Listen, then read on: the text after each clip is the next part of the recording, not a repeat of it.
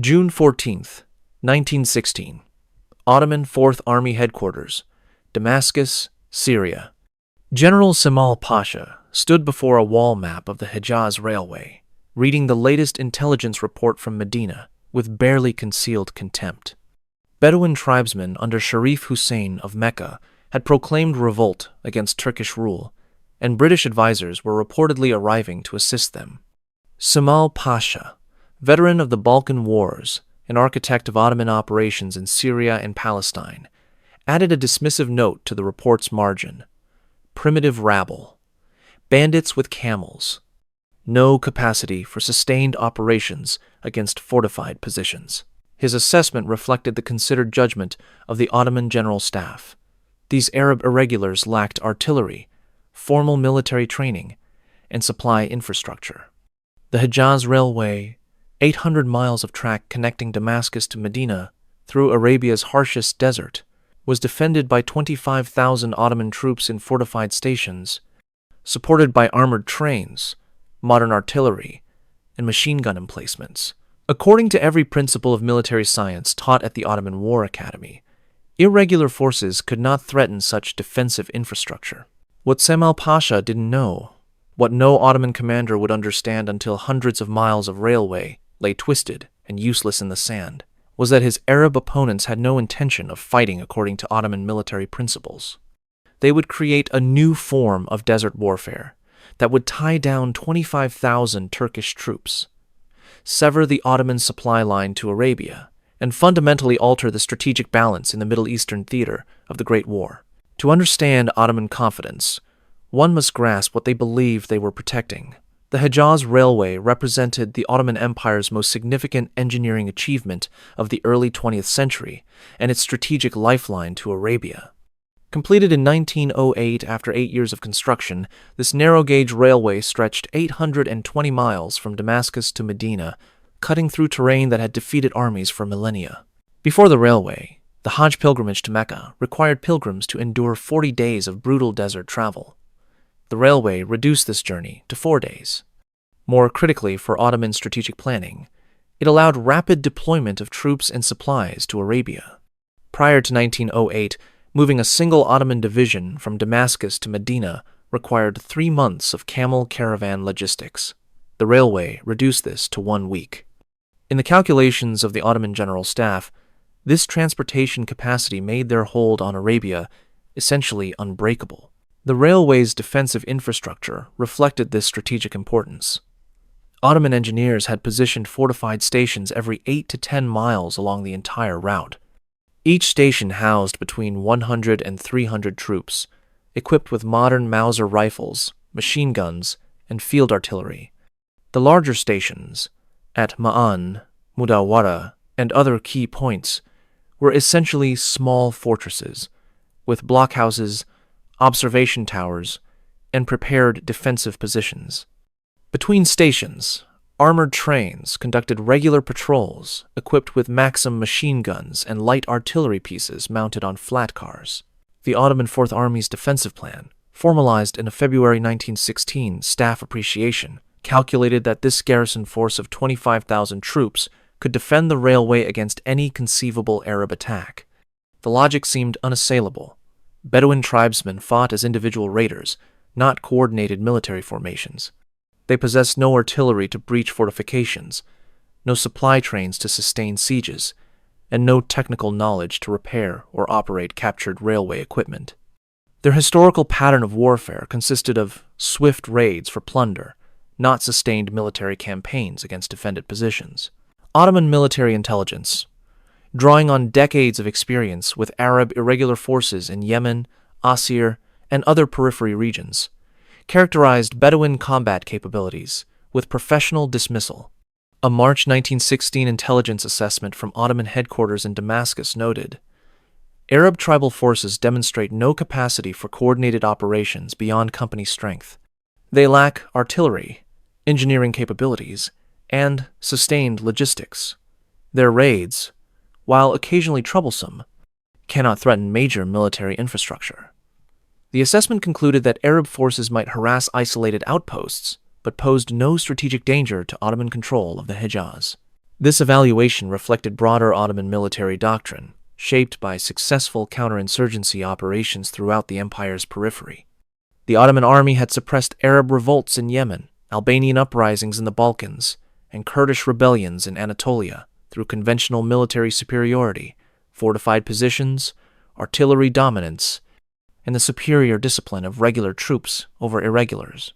Every Ottoman officer had studied these campaigns at the War Academy in Constantinople.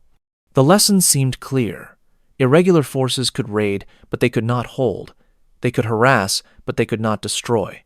They could trouble an empire, but they could not defeat it. While Ottoman commanders planned conventional defense, a 30-year-old British intelligence officer named Thomas Edward Lawrence was developing an entirely different conception of desert warfare. Lawrence, an Oxford-educated archaeologist who had spent years traveling through Ottoman Syria before the war, arrived in the Hejaz in October 1916 with instructions to assess Arab military capabilities. What he found, and what he would systematically develop over the next 18 months, was a form of warfare that Ottoman military doctrine had no framework to counter. Lawrence's insight began with a fundamental rejection of conventional military objectives. In his own post-war analysis, written for the British Army Quarterly in 1920, he explained, "The Arabs could not attack fixed positions with hope of success. They had no artillery, no technical services, no regular supply system. But they also had no need to attack fixed positions. The Turkish army defended stations. We would attack railway track. They defended bridges. We would destroy culverts. They concentrated forces. We would disperse them." This was not mere tactical innovation, but a comprehensive strategic vision based on mathematical calculation. The Hejaz Railway stretched 820 miles through territory where the Ottoman army could only control the ground their troops physically occupied. Lawrence calculated that the Ottomans would need 600,000 troops to effectively garrison such territory, 25 times their actual strength. The Ottoman defensive system, seemingly impregnable at each fortified station, was in reality fatally overextended. Lawrence developed his guerrilla doctrine through systematic observation of Bedouin warfare capabilities and limitations. The Bedouin possessed extraordinary desert navigation skills, intimate knowledge of water sources that allowed movement through terrain the Ottomans considered impassable, and the mobility of camel-mounted forces that could cover 70 miles in a night march. What they lacked, artillery, engineering training, siege capability, was irrelevant if the objective shifted from capturing fortified positions to destroying undefended railway infrastructure. The technical methodology of railway destruction became Lawrence's obsession. In January 1917, working with British engineer officers, he developed a systematic demolition technique using gun cotton charges placed beneath railway rails. The technique required 30 pounds of explosive to destroy a 10-meter section of track, enough damage to require Ottoman engineers to replace rails, sleepers, and ballast. A well-executed raid by 50 men could destroy 500 meters of track in 30 minutes, then vanish into the desert before Ottoman reinforcements arrived. But Lawrence's guerrilla system required more than demolition technique. It required transforming Bedouin tribal structure into military advantage. Traditional Arab warfare involved individual courage and immediate plunder. Lawrence restructured this through a payment system that turned raids into calculated military operations. Emir Faisal, leading the Arab Northern Army, paid raiders in gold sovereigns, provided by British subsidy, with bonuses for specific objectives: 2 pounds per rail destroyed, 5 pounds per culvert demolished, 10 pounds per bridge damaged. This converted sporadic raiding into systematic infrastructure destruction. The logistics of guerrilla warfare presented challenges that Lawrence solved through adaptation rather than conventional supply systems. Each raiding force carried its own supplies: water, food, ammunition, explosives, loaded on camels. Raids originated from temporary desert camps that moved every 3 to 4 days, making Ottoman retaliation impossible. Supply dumps, hidden in wadis and marked only by Bedouin guides, provided resupply points scattered across hundreds of miles of desert. The entire system operated without the vulnerable supply trains that conventional armies required. By March 1917, Lawrence had refined this guerrilla doctrine into a devastatingly effective operational system. Arab forces, operating in groups of 30 to 150 men, conducted coordinated raids across 200-mile stretches of the Hejaz Railway. They destroyed track, demolished culverts, mined approaches to Ottoman stations, and ambushed repair trains. The attacks followed no predictable pattern: 3 raids in one sector over 2 days, then 3 weeks of silence, then attacks 50 miles north. Ottoman defenders never knew where the next strike would occur. The statistical reality of Arab guerrilla operations, documented in Ottoman military reports and British intelligence summaries, revealed warfare on a scale that defied Ottoman defensive planning. Between January 1917 and October 1918, Arab forces conducted over 300 documented raids on the Hejaz Railway, destroying infrastructure faster than Ottoman engineers could repair it.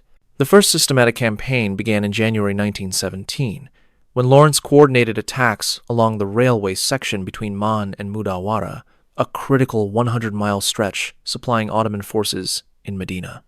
Arab raiders, working in groups of 40 to 60 men, destroyed 17 separate sections of track, totaling 3 miles in the campaign's first week. Ottoman repair crews, protected by company-strength garrisons, required 4 days to repair each destroyed section. While they worked on one repair, raiders destroyed track elsewhere. By March 1917, Ottoman military reports documented that the railway south of Ma'an was unusable for sustained operations. A report from the Ottoman Fourth Army headquarters to Constantinople, dated March 18, 1917, noted with barely concealed alarm, railway operations between Ma'an and Medina now require a repair train to precede every supply train. Track destruction occurring faster than repair capacity. Garrison at Medina on half rations. Request reinforcement of railway security forces by 4 battalions minimum. The reinforcements never came because Ottoman commanders faced a problem that conventional military doctrine provided no solution for. They could defend stations, but they could not defend track. The Hejaz Railway had 820 miles of track, which meant 8,000 track sections, each vulnerable to demolition. Even if the Ottomans had possessed 600,000 troops, which they did not, they could not have positioned guards at every vulnerable point. Ottoman attempts to adapt followed predictable patterns that Lawrence's system anticipated and exploited. The Ottomans increased patrol frequency, running armed trains every 4 hours on critical sections. Arab raiders simply waited until patrols passed, destroyed track behind them, then ambushed the patrol train when it attempted to return. In April 1917, Arab forces derailed 6 Ottoman patrol trains in 3 weeks using this technique. The Ottomans fortified repair crews with company-strength escorts. Arab raiders attacked at night with rifle fire from long range. Bedouin marksmen using captured Turkish Mausers could hit targets at 600 yards, keeping repair crews pinned down without exposing themselves to counterattack. A repair operation that should have required 4 hours extended to 3 days, with Ottoman troops wasting ammunition firing at invisible opponents in the darkness. The mathematics of attrition became inexorable. British intelligence estimates, compiled from aerial reconnaissance and Arab intelligence reports, calculated that Ottoman forces expended 18,000 artillery shells per month defending and repairing the Hejaz Railway during 1917. Shells desperately needed in Palestine, where General Allenby's British Army was advancing. Ottoman repair crews, working under constant threat of attack, consumed supplies faster than the railway could transport them. The railway, built to supply Ottoman forces, now consumed resources defending itself. The destruction reached beyond mere track damage.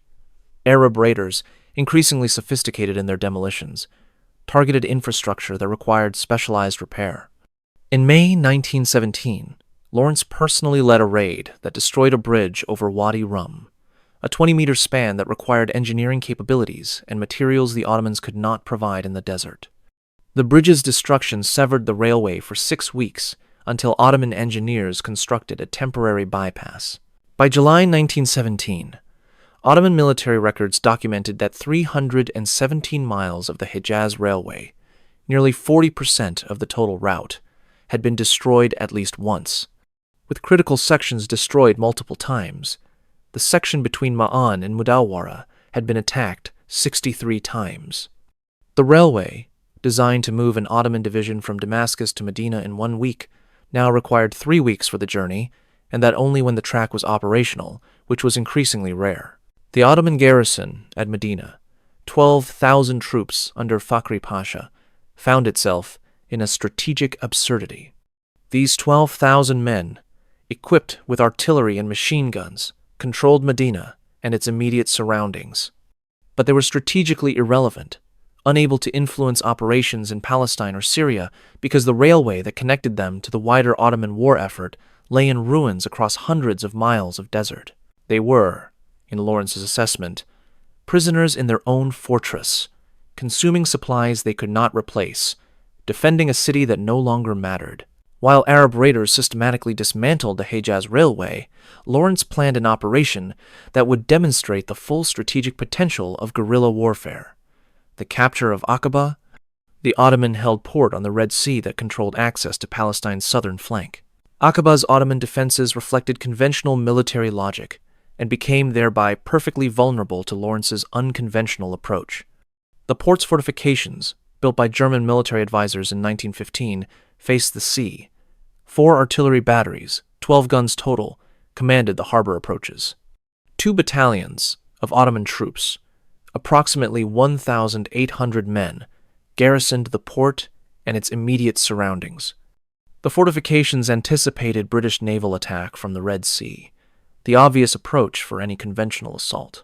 Lawrence, studying Turkish defensive maps captured in earlier raids, observed what Ottoman planners had not. Aqaba was vulnerable from the desert. The Wadi Itm, a dry riverbed, provided a route through mountains that Ottoman staff officers had assessed as impassable for military operations. Lawrence calculated differently. A force of mounted Bedouin could traverse the wadi, approach Aqaba from the north, from the desert, and attack fortifications designed to repel naval assault. The operation began on May 9, 1917, when Lawrence departed from Hejaz, the Arab northern base, with a force of 535 Bedouin fighters from the Hawi Tat tribe, led by Sheriff Nasir and the Hawitat chief Auda Abu Tayyi. The force included 2 British officers, Lawrence and Captain Pisani, and 2 British artillery instructors, plus pack camels carrying ammunition, explosives, and 40,000 gold sovereigns to recruit additional tribal support en route. The march north covered 350 miles through desert terrain that Ottoman intelligence deemed impossible for military operations. Lawrence's force traveled by night, covering 30 to 40 miles per darkness period, then sheltering during daylight hours in wadis where Turkish aircraft could not spot them. They navigated by Bedouin guides who knew water sources unknown to Ottoman mapmakers, wells hidden in rock formations, seasonal springs that existed only during certain months. By June 28th, Lawrence's force had reached positions north of Aqaba. En route, Auda Abu Tayyi's recruitment efforts had expanded the force to over 1,000 fighters. They had also destroyed a critical section of the Hejaz Railway near Man, severing Ottoman communications between Aqaba and Damascus. The assault on Aqaba began July 6, 1917, not with attacks on the port itself, but with raids on Ottoman outposts in the hills north of the town. These outposts, company-strength positions garrisoning villages that controlled approaches from the desert, fell to overwhelming surprise attacks. Ottoman defenders, positioned to watch southward toward the port, faced assault from the north, from terrain they had been assured was impassable. The psychological impact proved as devastating as the tactical surprise. Ottoman troops, isolated in desert outposts, found themselves attacked by forces that appeared from impossible directions, fought with unexpected discipline, and disappeared back into the desert before reinforcements arrived. Morale collapsed. Ottoman commanders in Aqaba, receiving confused reports of attacks from the north, could not determine the size or objective of the Arab force. On July 6th, Auda Abu Tayyi led the final assault, a camel charge by 300 Hawitat tribesmen against the main Ottoman defensive position, blocking the Wadi Itm approach to Aqaba. The attack, launched at dawn, overran Ottoman positions before defenders could organize effective resistance. By noon, Arab forces controlled the heights commanding Aqaba. The Ottoman garrison in Aqaba, 1,800 men with 12 artillery pieces, faced a tactical impossibility. Their artillery pointed seaward, unable to elevate sufficiently to target Arab positions in the hills. Their fortifications faced the wrong direction. Their supply route north was cut. On July 6, 1917, the Ottoman commanders surrendered Aqaba without the main garrison firing a shot. The operation's casualty statistics revealed guerrilla warfare's efficiency. Arab forces suffered 2 men killed and 12 wounded in the entire 2-month operation. Ottoman casualties totaled 300 killed or wounded in the preliminary outpost attacks, plus 1,800 captured at Aqaba. Lawrence's force had covered 350 miles through supposedly impassable desert, recruited tribal allies en route, destroyed Ottoman outposts, and captured a fortified port, all with supplies carried on camels, and 14 casualties total. Aqaba's capture transformed the Arab revolt from insurgent nuisance to strategic threat, forcing Ottoman strategic reallocation that Ottoman commanders could no longer ignore or dismiss.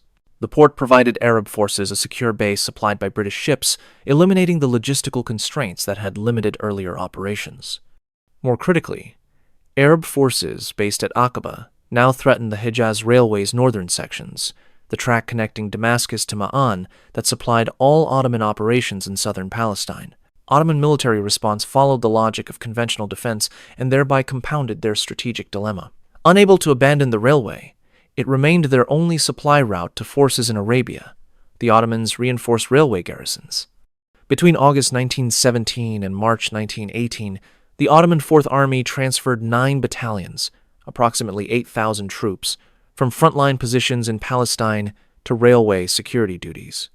These troops, equipped and trained for conventional warfare against British forces, instead found themselves conducting static defense of infrastructure against an enemy who refused conventional battle. The transferred battalions joined the existing 17,000 Ottoman troops already committed to railway security, bringing total railway garrison strength to 25,000 men.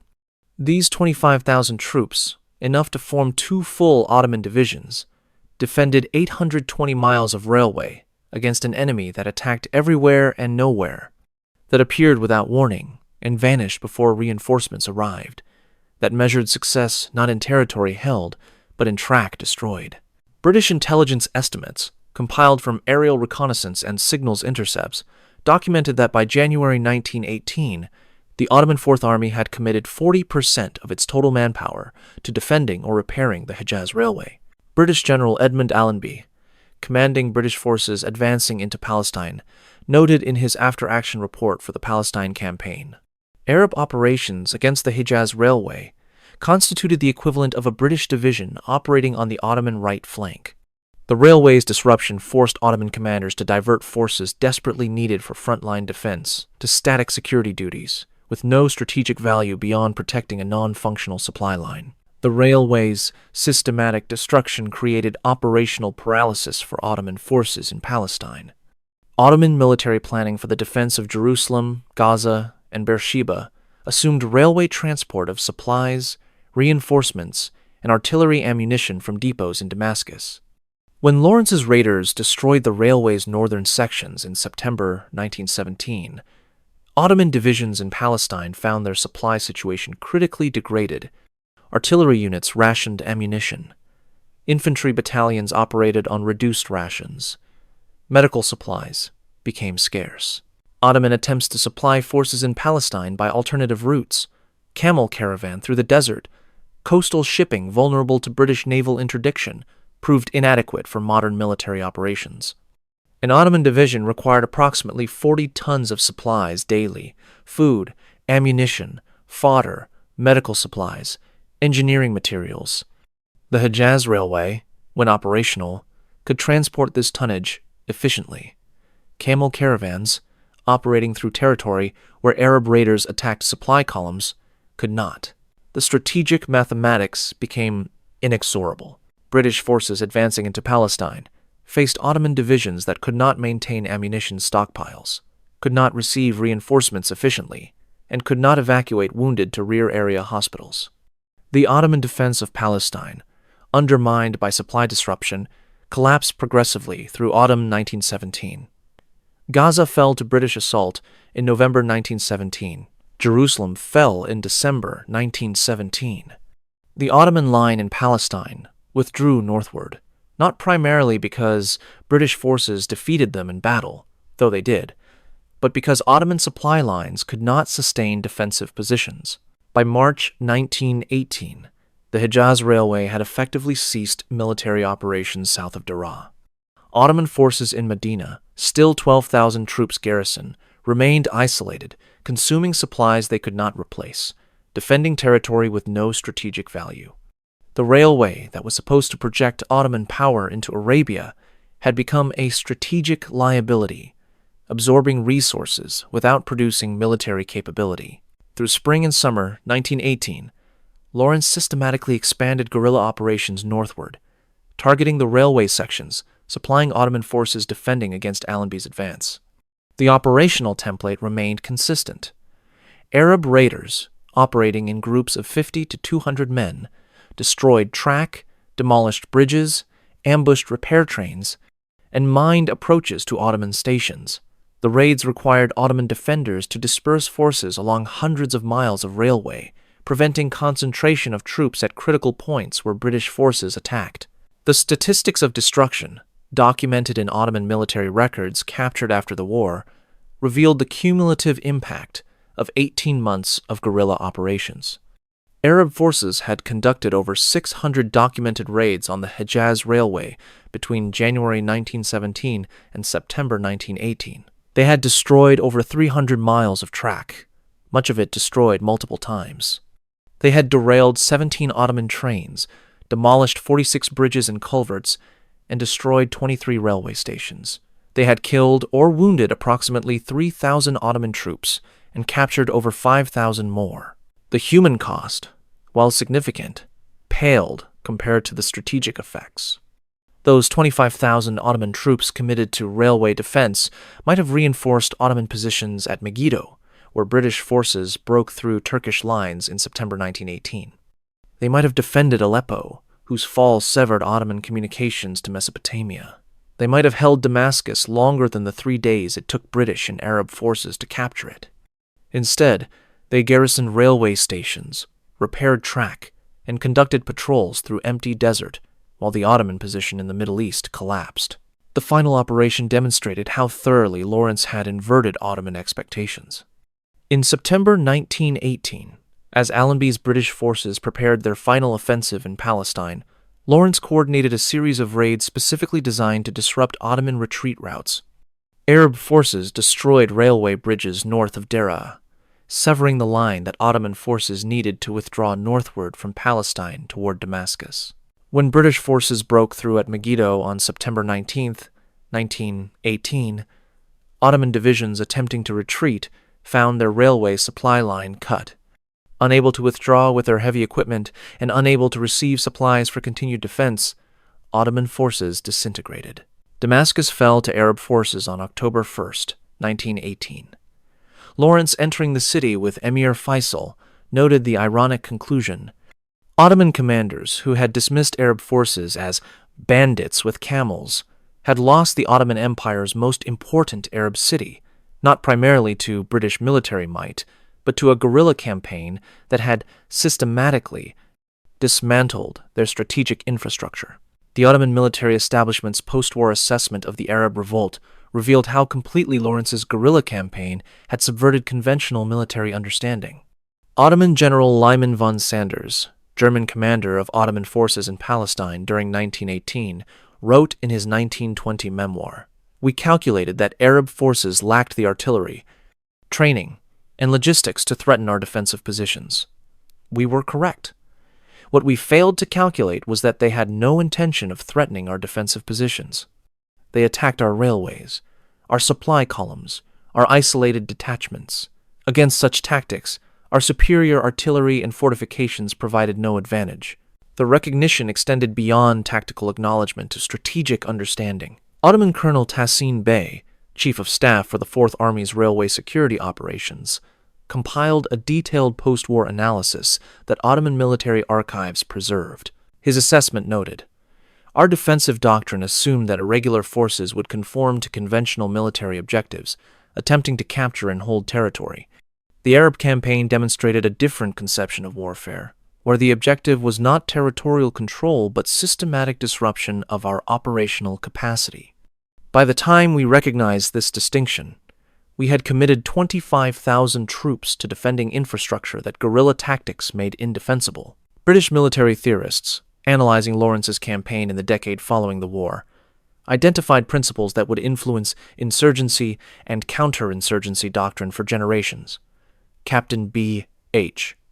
Liddell Hart, the influential British military historian, wrote in 1927, "Lawrence demonstrated that the destructive power of guerrilla warfare increases proportionally to the defensive overextension of conventional forces. The longer the supply line, the more vulnerable. The more dispersed the defenses, the less effective." The Turks committed divisions to railway defense and gained nothing because railways, by their nature, cannot be defended against determined guerrilla attack. Lawrence's own post-war assessment, published in 7 Pillars of Wisdom in 1926, articulated the theoretical foundation he had discovered through practical application. The difference between a conventional army and a guerrilla force is that a conventional army must defend fixed positions and protect supply lines. A guerrilla force need only attack infrastructure the conventional army cannot abandon. The railway was Turkey's strategic necessity and therefore their strategic vulnerability. They could not abandon it, could not adequately defend it, and could not replace it. We needed only to break it faster than they could repair it. The statistical legacy revealed guerrilla warfare's efficiency in stark terms. Arab forces, never numbering more than 5,000 active fighters at any one time, had tied down 25,000 Ottoman troops, destroyed over 300 miles of railway, disrupted operations affecting 3 Ottoman armies, and contributed substantially to the British conquest of Palestine and Syria. The cost to British military expenditure was approximately £11 million in gold payments and supplies, a fraction of the cost of deploying equivalent British divisions. The broader recognition came slowly, often resisted by military establishments uncomfortable with warfare that violated conventional doctrine. French military theorists, committed to concepts of offensive à outrance and conventional battle, largely dismissed Lawrence's campaigns as irrelevant to European warfare. Soviet military theorists, developing Red Army doctrine in the 1920s, studied Lawrence's operations more systematically, recognizing principles applicable to revolutionary warfare. The fullest recognition came from veterans who had experienced the campaign's reality. Ottoman soldiers who had served in railway garrison duty described, in post-war interviews and memoirs, the psychological corrosion of defending against an invisible enemy. "We sat in our blockhouses, scanning the desert, knowing that somewhere Arab raiders were approaching but unable to determine where," recalled one Ottoman sergeant who served at Mudavara station. "When the explosion came, always at night, always at some distant point on the railway, we knew we would march into the desert, repair the damage, and return to wait for the next attack. We defended everything and therefore defended nothing." The Hejaz Railway, 8 years in construction, represented Ottoman confidence in industrial modernity's capacity to consolidate imperial control. The railway's systematic destruction over 18 months represented the collision between that confidence and an entirely different form of warfare, one that inverted the relationship between industrial strength and military vulnerability.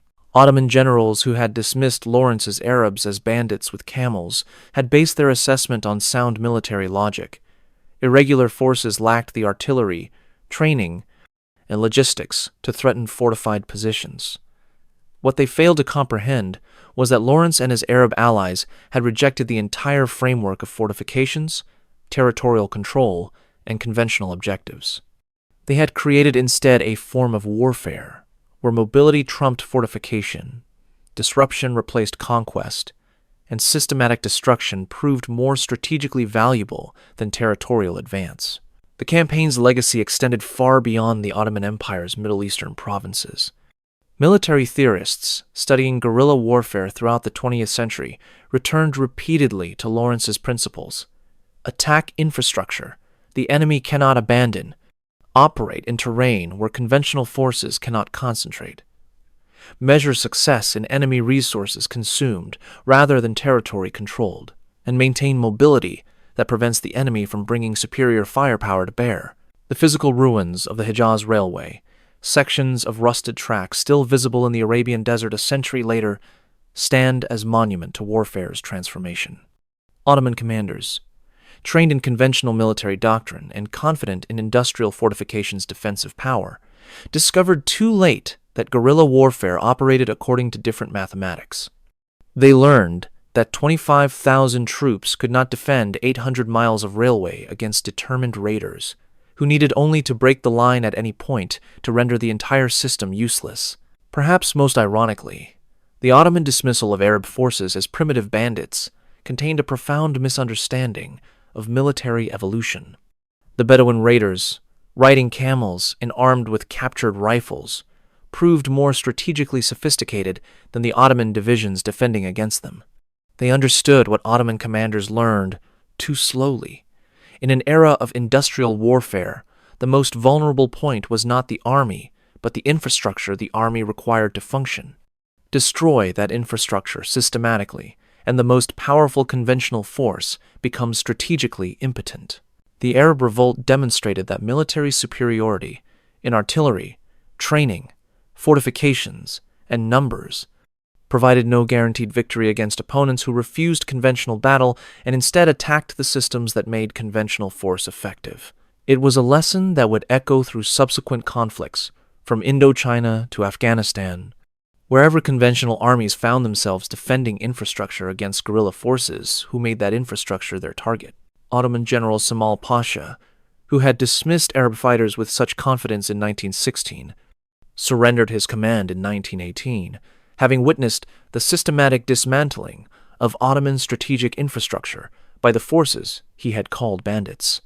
In his final report to Constantinople, he wrote with bitter recognition, "We possessed superior artillery, better training, stronger fortifications. We deployed 25,000 troops to railway security. None of it mattered. They did not fight for positions we could defend. They fought for infrastructure we could not protect." Against such warfare, our conventional military superiority provided no advantage. The Hejaz Railway, monument to Ottoman industrial ambition, became instead a testament to guerrilla warfare's capacity to transform industrial infrastructure from strategic asset to strategic liability. 300 miles of destroyed track, 25,000 troops diverted from frontline operations, and an entire Ottoman position in Arabia rendered untenable, all accomplished by forces their opponents had dismissed as primitive bandits with camels.